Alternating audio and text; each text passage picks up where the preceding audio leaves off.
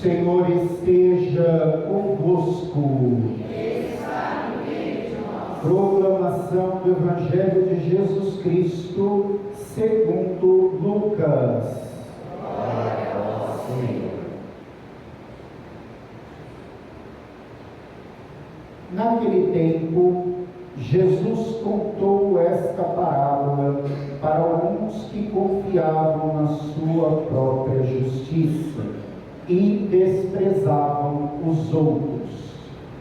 2 homens subiram ao templo para rezar.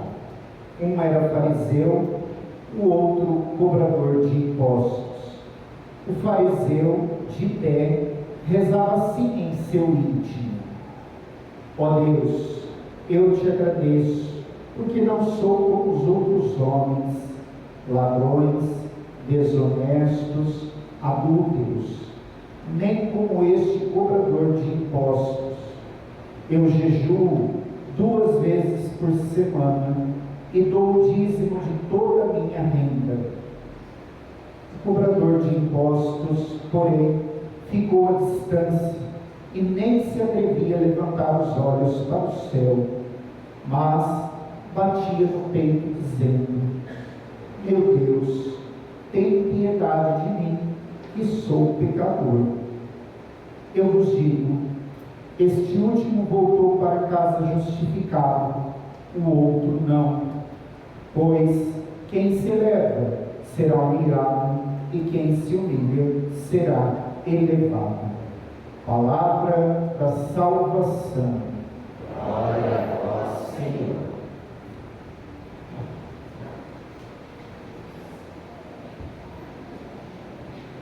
Meus amados irmãos e irmãs no Senhor, no domingo passado, a palavra de Deus nos convidava à perseverança na oração em todas as circunstâncias da nossa vida.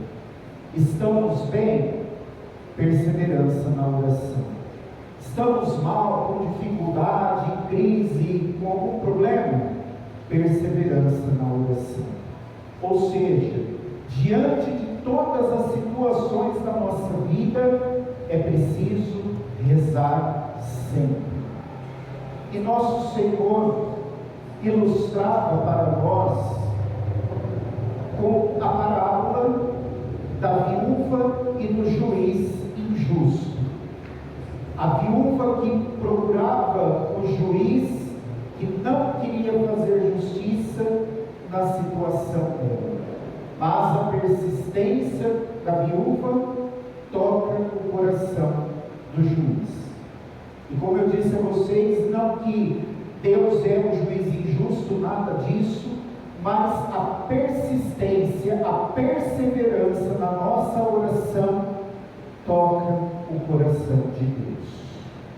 E aí, 30º domingo do tempo comum, hoje, nosso Senhor, por meio de mais uma parábola, nos ensina como deve ser a nossa oração.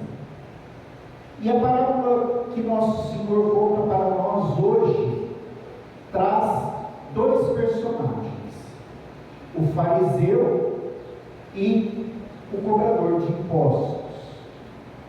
Para nós entendermos o sentido desta parábola, nós precisamos conhecer esses 2 personagens. Quem era o fariseu no tempo de Jesus? O fariseu era aquele que vivia de forma correta, completa a sua religião, ou seja, obedecia todas as regras e mandamentos da lei judaica, da religião judaica, e por isso era mostrado como uma pessoa fervorosa na fé, ou seja, uma pessoa zelosa na vida da sua fé. Verdadeiramente poderíamos dizer, no tempo de Jesus, fariseu era um homem, uma pessoa de fé. E aí, o fariseu, pelo fato de seguir todos os preceitos, de ser excessivamente zeloso na sua fé, acabava até cobrando dos outros uma vivência da fé da mesma forma que vivia. Hoje nós, olhando para a figura do fariseu lá no passado, nós podemos dizer que o fariseu é semelhante a nós. Semelhante a nós de que forma? Nós participamos da missa aos domingos, acredito eu que fazemos as nossas orações em casa, nos momentos fundamentais do nosso dia. Uma vez ou outra participamos de uma missa durante a semana, que aí já começa a se tornar raro. Uma vez ou outra fazemos alguma caridade grandiosa para os nossos irmãos necessitados. Ou seja, nós somos crentes, nós acreditamos em Deus e vivemos a nossa fé. Às vezes meio que capengando, mas vivemos. Só que a palavra fariseu, nos nossos dias, se tornou meio pejorativa. Por quê? Quando fala que uma pessoa é fariseu, a nível de religião, fala-se que então essa pessoa, ela é hipócrita. Por quê? Faz uma coisa, fala uma coisa e depois vive outra. Faz completamente ao contrário daquilo que prega, daquilo que fala, ou seja, vive de máscaras na fé. Já o segundo personagem, o cobrador de impostos, era já uma pessoa não bem vista na sociedade no tempo de Jesus. Por quê?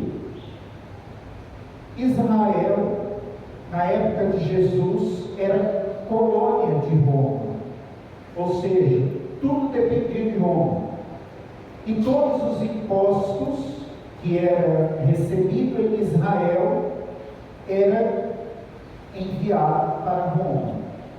Portanto, o povo de Israel, de certo modo, tinha um ranço com Roma, porque era colônia de Roma. E aí, todo judeu que passava, que arrumava um emprego como cobrador de impostos, e cá entre nós, cobrador nunca é bem visto. Antes de eu ser seminarista, entrar no seminário, eu trabalhava como cobrador, não de impostos, mas trabalhava como cobrador de uma grande loja. E aí, batia lá na porta dos outros: ó, você está devendo meu empregador, vim te cobrar. Acha que alguém me recebia bem, acha que alguém me recebia com um sorriso no rosto. Ninguém gosta de ser cobrado. Teve um episódio que eu fui lá, eu sou de Taquaritinga, fui num bairro Barra Pesada de lá, e bati na porta da casa, a pessoa saiu correndo atrás de mim com a vassoura para me bater. Ou seja, cobrador não é bem recebido. E de impostos piorou. Por quê?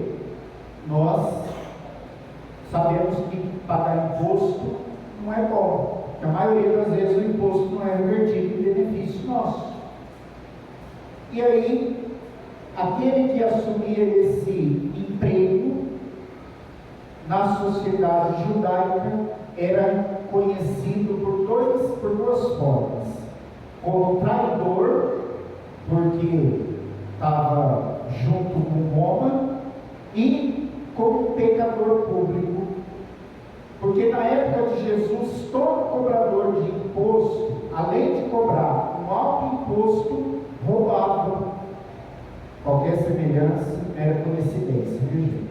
Mas cobrava imposto e roubava. E aí, o que acontecia?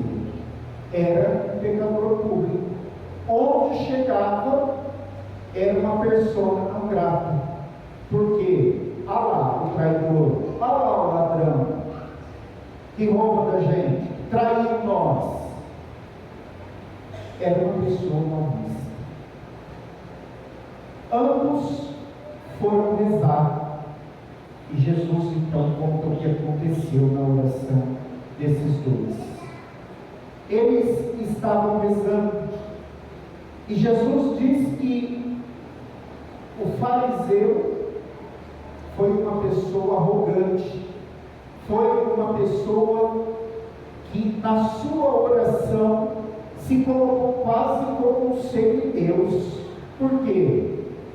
Olha, eu sou bom, eu faço isso, eu faço aquilo, eu não sou igual a tal pessoa, eu não roubo, eu não cometo adultério, eu não faço isso, eu faço aquilo, não sou igual aquele ali que está. Ou seja, uma pessoa extremamente arrogante, soberba diante de Deus.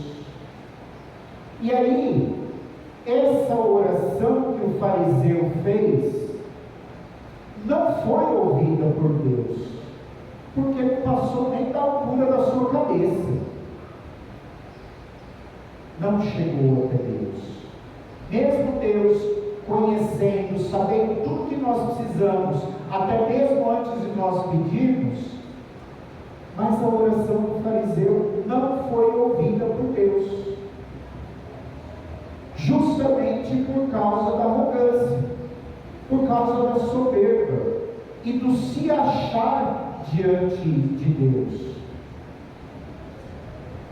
O fariseu agiu de uma forma como muitas vezes nós agimos, principalmente quando vamos nos confessar, porque aí é perguntado assim para nós: quais são os seus pecados? Aí a gente fala: então, pai, todo mundo peca. É óbvio, todo mundo peca. Então, quais são os seus pecados? Padre, eu sou bom, eu vou na missa, eu rezo em casa, eu pago o dízimo, eu ajudo quem precisa, eu sou bom. Porque pecado todo mundo tem, né, Padre? É uns pecadinhos do dia a dia. Ou seja, não se reconhece como alguém que está longe da graça de Deus. E quanto mais nós nos colocamos em espírito de grandeza diante de Deus, mais distante dele nós ficamos. E aí não chega na nossa vida a sua graça. Por isso que o fariseu é para nós a forma de como nós não devemos nos comportar na vida de oração, porque nós nos achamos os melhores, os bons, os perfeitos, nos achamos a última bolachinha do pacote, mas não esqueça que a última bolachinha é esfarelada, é tudo quebrado. Nos achamos tal semideus e não nos colocamos diante de Deus com humildade. E se eu não tenho humildade, Deus não está presente na minha vida. Isso é uma certeza que nós temos que ter. E aí, o cobrador de impostos, ou o publicano, se coloca diante de Deus com uma grande humildade, ou seja, meu Deus, tem piedade de mim, porque sou pecador. Ou seja, se reconheceu pequeno, se reconheceu miserável, se reconheceu como uma pessoa que necessita da graça de Deus, que precisa de Deus na sua vida. O fariseu era uma pessoa que estava rezando e se mostrando como alguém que não precisava de Deus. E nós, sem Deus, Deus sem nós continua sendo Deus. A nossa presença não muda em nada a natureza divina. A com perdão da expressão chula que eu vou usar agora, mas não passamos do verme, do cocô, do toba do cachorro, porque nós somos insignificantes sem Deus. Por isso que nós não podemos nos bastar, nós temos que nos colocar em humildade diante do Senhor. Eu sou pecador, eu preciso da tua graça, eu preciso da tua bênção. Senhor, esteja presente na minha vida. A palavra humildade vem de humus, terra. É nós lembrarmos da nossa condição de pó que nós somos. E como pó, somos dependentes da graça de Deus. Por isso não se achar, porque quem se acha se perde. Nós temos que viver essa proximidade, esse amor de Deus no espírito de pequenez. E aí Jesus termina a parábola dizendo: o fariseu que achou que fez a melhor oração da face da terra foi embora sem acontecer nada na vida dele. O publicano, cobrador de impostos, foi salvo, foi embora salvo para casa. Por quê? Porque reconheceu que precisa de Deus, reconheceu que precisa da graça de Deus, soube que sem Deus não é nada, não é ninguém, e por isso buscou a Deus. Ao olhar para esses dois personagens, nós temos que nos perguntar: como eu estou me colocando diante de Deus? Como um fariseu? Eu sou assim, Senhor, eu sou bom, viu? Já pode me promover a semideus. Ou nós estamos, tem piedade de mim, eu sou pecador, eu sou miserável, eu sou um lixo, tem piedade de mim. Será que nós estamos nos colocando assim?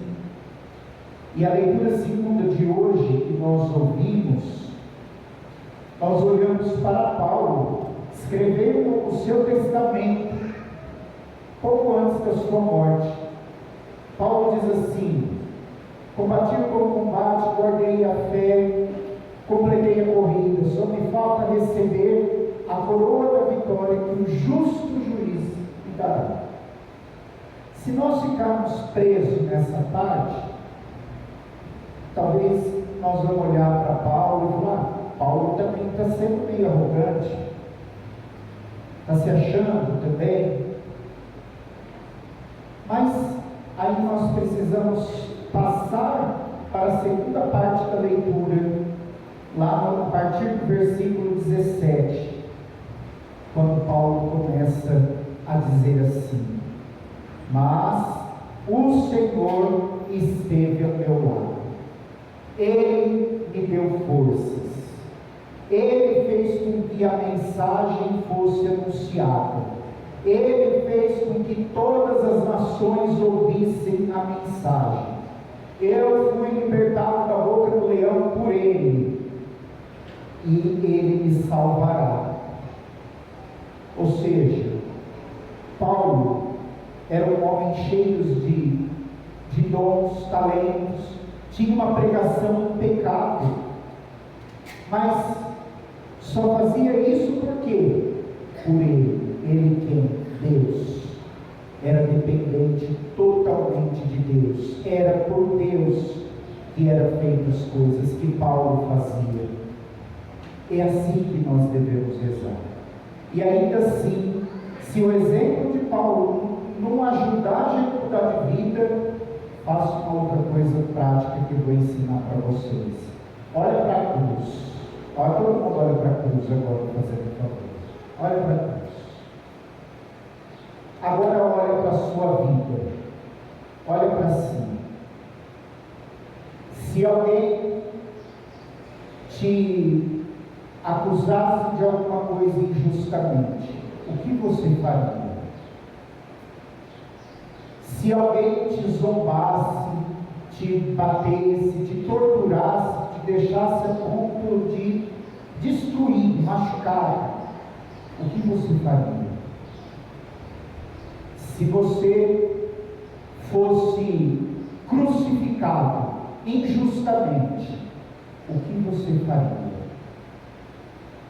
Ou seja, para eu perceber se a minha oração está sendo agradável a Deus, está sendo uma oração humilde, eu tenho que olhar para as situações da vida e perguntar assim: o que Jesus faria se estivesse no meu lugar?